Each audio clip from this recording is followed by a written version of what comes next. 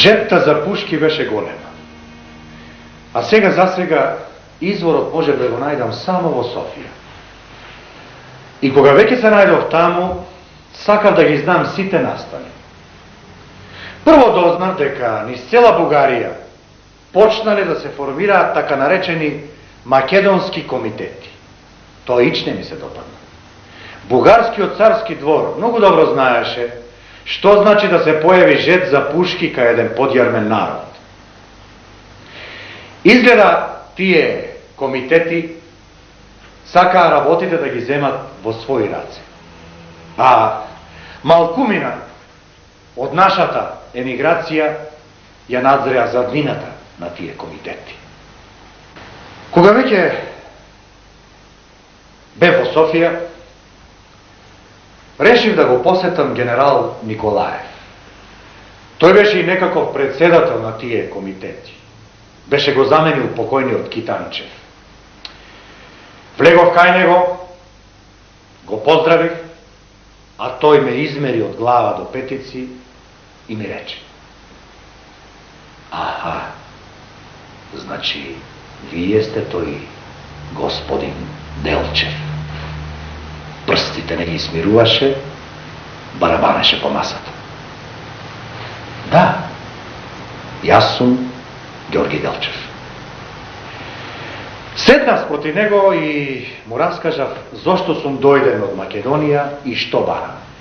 Генералот за малку јазикот ќе си го прегризеше.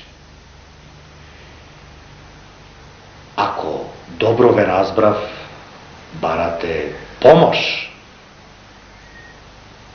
Барам пушки, куршуми, бомби. Ке кренете во стание? Не во стание, господине генерале. Покрстените македонци немаат оружје. Мислам дека во секое село треба да има по неколку пушки. Добро, а кој ги покрстува македонците? Ме праша генералот. Ние. А кои сте тоа вие? Па ние. Верни луѓе на организацијата. Веднаш сватив. Тој не само што не одобруваше мојата самостојна работа, туку беше изненаден од мојата искреност и дрскост, бидејќи му реков: господине генерале, ние не се согласуваме со вашето мислење за Македонија. Народот почна да се разбудува, ама не бара покровител, а уште помалку господар.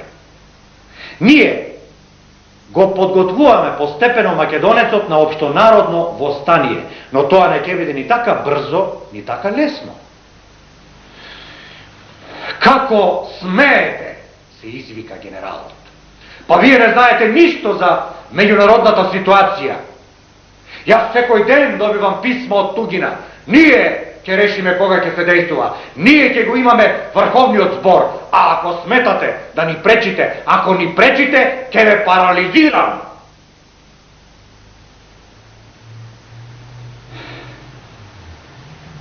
Или вие нас ќе не парализирате, или ние вас.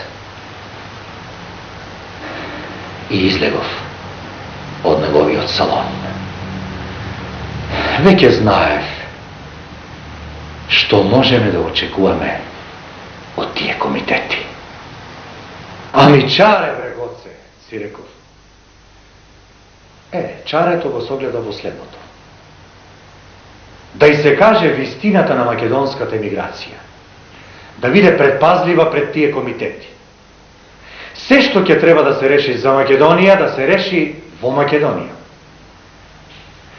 Потоа се сретнав со наши, верни луѓе. Им раскажав се.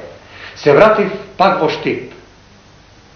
Пограничните пунктови за дотур на оружје и литература добро функционираа. Главниот пункт беше во Кюстендил. Таму имав верен човек. Од средбата со генерал Николаев влечев силно оладување.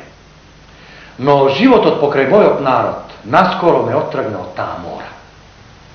Бевме се поврзале со градовите Битола, Прилеп, Велес, Лерин. Дотуравме оружје, литература, весници. Работата ни одеше добро. Се до часот кога Дончо Тошев, или како што подоцна го крсти народот Дончо Штипјанчето, не падна во рацете на аскерот, носејќи куршуми за Битола. Турците го открија каналот Битола-Штип. А јас, туку речи, приготвен влегов во затворот Куршумли Ан во Скопје.